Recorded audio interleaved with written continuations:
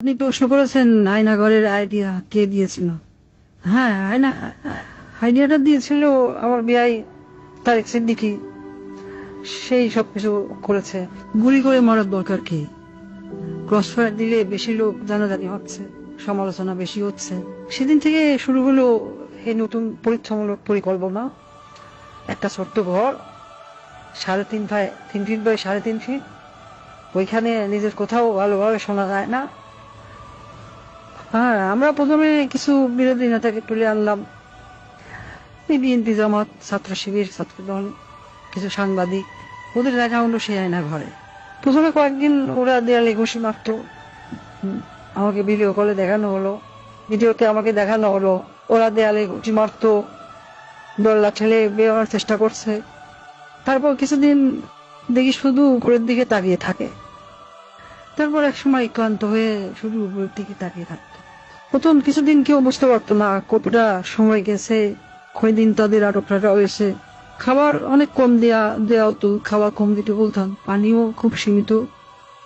কেউ কেউ নিজের আয়নায় নিজের প্রতিবিম্বকে দেখে শত্রু মনে করত, নিজেকেই আক্রমণ করা শুরু করলো।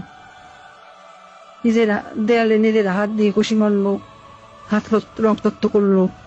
আমার সবচেয়ে সুন্দর দৃশ্য ছিল যখন একজন সাংবাদিক, কি যেন ওর নাম, হ্যাঁ মাসুদ, নিজের নখ দিয়ে নিজের মুখের চামড়া ছিঁড়ে ফেলা চিৎকার করছে।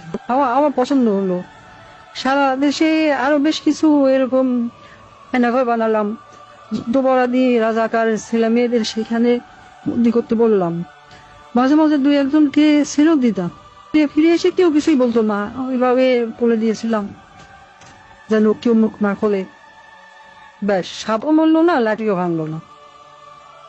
মানুষ ভাবলো যান বাঁচাতে স্বেচ্ছায় আত্মগোপন করেছিল, কিন্তু আমার আসল শক্তি ছিল প্রচারণায়।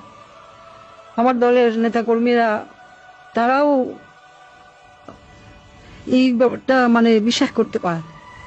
সত্যকে আমরা এমন ভাবে ধামাচাপা দিয়েছি কেউ বিশ্বাসই করতে পারছে না আয়না ঘর আসলে ঘর বলতে সত্যি কিছু ছিল।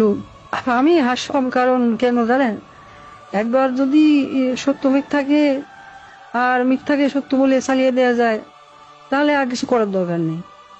মানুষের মনে সন্দেহ ঢুকিয়ে দেওয়াই যথেষ্ট। আমার বাবা বলতেন, একবার যদি কেউ নিজের চোখে দেখা জিনিসকে সন্দেহ করতে শেখে, তবে সে নিজের জীবনের উপর বিশ্বাস রাখে না। তখনই তুমি তাকে সম্পূর্ণ দখল করে দিতে পারবে। আমি তাই করেছি। আমি তাদের মনের উপর শাসন করেছি। আমি তাদের কল্পনাকে বন্দি করেছি।